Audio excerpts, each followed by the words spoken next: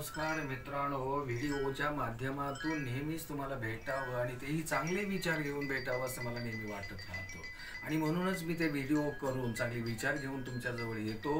ते तुम्ही फक्त विचार ऐकावेत आणि इतरांपर्यंत पोहोचवता आले तर पोहोचवावेत एवढीच माझी अपेक्षा असते.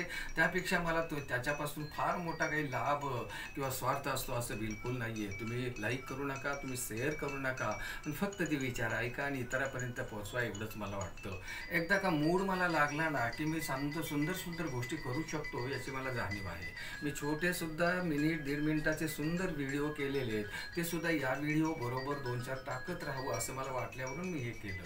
मला लहानपणी माझी आजी खड्यावर चांगल्या चांगल्या गोष्टी सांगायची आणि त्या गोष्टीतून मला काहीतरी बोध मिळायचे. ही अशी एक गोष्ट मी तुम्हाला सांगणार आहे. एक शेतकरी, त्याचा मुलगा आणि एक साधू. शेतकरी काय करतो की आपली सकाळच्या बारी उठून आपल्या शेतात नांगर जोपतो आणि त्या मुलाच्या साह्यानं नांगरट करत राहतो. 12 वाजले की नांगर सोडतो, बैलांना झाडाखाली बांधतो, वैरणी घालतो, घरातून आणलेली शिदोरी तो खातो, मुलगा खातो. आणि त्याच वेळी त्याच्या त्या शेतातून गेलेल्या वाटेनं एक साधू पिवळी कपडे घातलेला, गळ्यात कपडे अडकवलेला तो येत राहतो आणि त्याला त्या सरीच्या बाजूला एक सोन्याचा मोगऱ्यांचा हंडा दिसतो. तो सूर्यप्रकाशात मस्तपैकी चकाकत असतो आणि मग त्या शेतकऱ्याला तो बोलवतो, बाबा रे हे बघ, परमेश्वरानं तुझ्यासाठी काय दिलेलं आहे ते तुझं तू घे. त्यावर तो शेतकरी म्हणतो, बाबा हे तुम्हाला दिसलेलं आहे, तुमचं आहे, तुम्ही घ्या, माझा हक्क नाही, तुझ्या शेतात ते आहे म्हणून ते तुझं आहे असेल.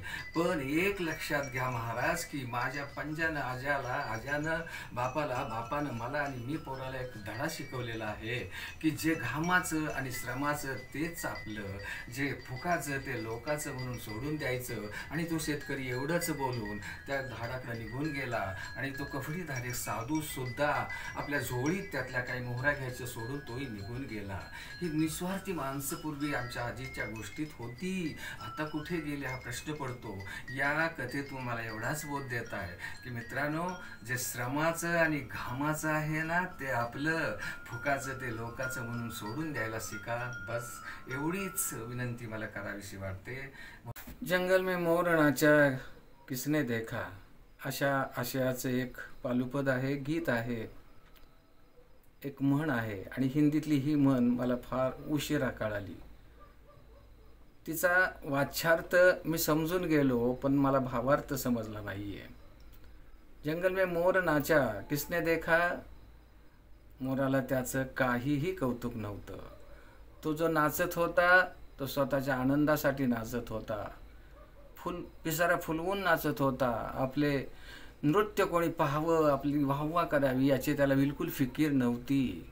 आणि याचा अर्थ मला कळू लागल्यावर मात्र त्याचा भावार्थ मला समजला आणि मी स्वांत सुखाय बऱ्याचशा गोष्टी करू लागलो की जो मोर जंगलात नाचताना करत होता, स्वांत सुखाय नाचत होता. तसंच प्रत्येकानं स्वांत सुखाय साठी काही गोष्टी केल्या पाहिजेत एवढंच मला सांगायचं. नमस्कार मित्रांनो, तुम्हाला सॉक्रेटिस आणि त्याची बायको याबद्दलचा एक विनोद सांगणार आहे. सॉक्रेटिसची बायको ही एक नंबरची कजाक बायको होती. सॉक्रेटिस तिचं बडबडणं नेहमीच हास्य विनोदानं उडवून लावायचा. एकदा काय झालं की सॉक्रेटिसला घरी यायला खूप उशीर झाला. त्याच्यावर त्याचा मित्र होता आणि तो उशिरा आलेला पाहताच त्याची बायकोनं जी त्याच्यावर तोफ टाकली, ती मोठ्या मोठ्याने शिव्या देऊ लागली, मोठ्या मोठ्याने त्याच्यावर ओरडू लागली. आणि शेवटी हे सगळं करूनही तिचा नवरा स्थितप्रज्ञ होता म्हणून तिनं काय केलं की त्या घाण पाण्याचं मांदण आपण म्हणतो तसं ते घाण पाण्याचं मांदण घेतलं आणि त्याच्या डोक्यावर तिनं उपडं केलं.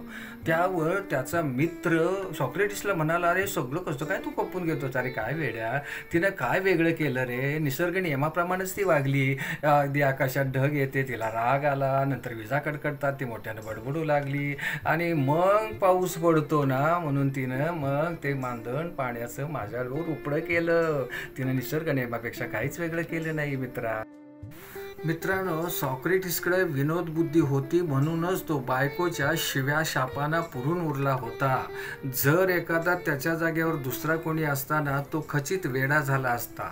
जगातल्या वेड्यांच्या परिस्थितींशी चौकशी करता तुम्हाला असं आढळून येईल की दुसऱ्यानं केलेल्या अपमान हा हसतमुखानं सहन करण्याची ताकद नसल्यामुळे ती माणसे मनातल्या मनात कुढत जळत स्वतःलाच खात राहिली आणि शेवटी त्याचाच परिणाम म्हणून त्यांना वेडाने झपाटले. ती ठार वेडी झाली. म्हणून हसत चला. एकदा एक बाई आंब्याचा सीझन असल्यामुळे घरात आंब्याचा आंबरस करत होती. तेवढ्यात नवरा बाहेरून आला आणि बायकोला म्हणला, होय ग, जर हा आंबा सालीसकट खाल्ला तर गोड लागेल का?